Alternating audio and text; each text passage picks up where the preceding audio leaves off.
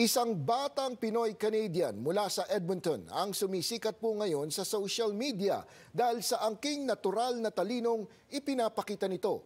Umaabot na po ng milyon-milyon ang mga views ng kanyang mga video at libo-libo na rin ang kanyang mga followers. Narito ang report.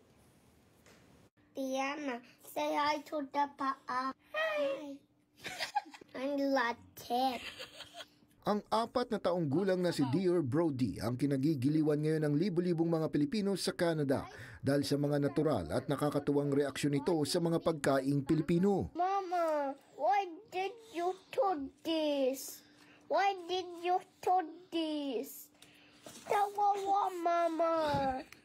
Naging viral ang videong ito ni Dior nang una siyang makakita ng danggit. Umabot ng halos 4 million views ang videong ito na sinundan ng isa pang 3 million views na tungkol naman sa pagkaawa niya sa mga isdang niluluto.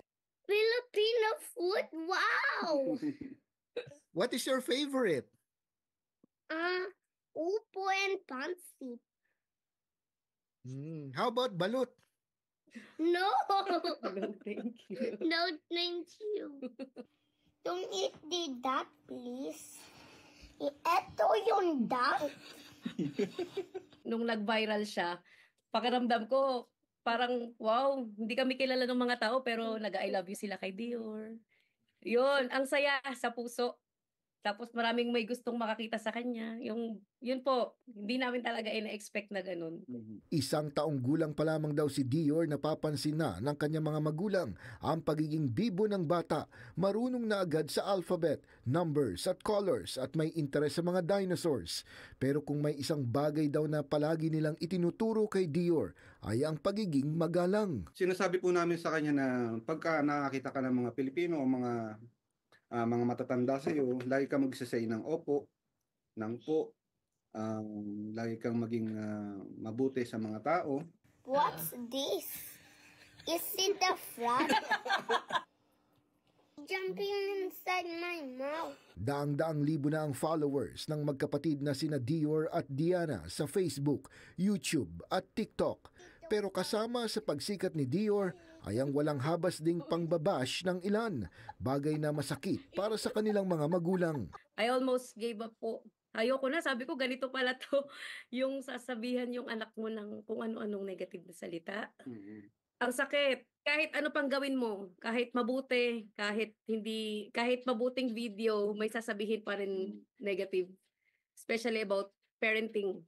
What can you say about Philippines? How's your vacation there? It's good po. I had a good time. Masaya. Nakabisita na rin si Dior sa Pilipinas at ipinakita ng mga magulang ang kanyang pinagmulang lahi. Traffic every day.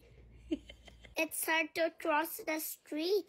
Mahalaga pa rin anila para sa kanila na maging malapit si Dior sa kulturang Pilipino at kailanman ay hindi nila iaalis kay Dior ang maranasan ng buhay ng pagiging isang bata. Pag sinabi niya pong ayaw kong magpa-video today, sinusunod ko siya.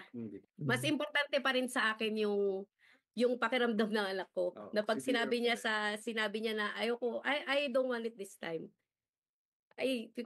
Papakinggan ko po.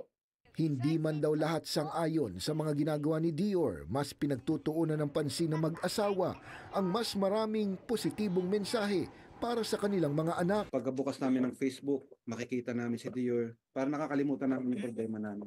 Yung mga ganun pong feedback na sinasabi ng mga tao. Yung mga parents actually, sinasabi nila na maganda yung content namin kasi nakikita yung pagiging magalang ni Dior. Higit sa paggawa ng video, mas prioridad pa rin nila ang kapakanan, kaligtasan at edukasyon ng kanilang mga anak at sila'y nagpapasalamat sa lahat ng mga sumusuporta, lalo na sa mga kababayan dito sa Canada.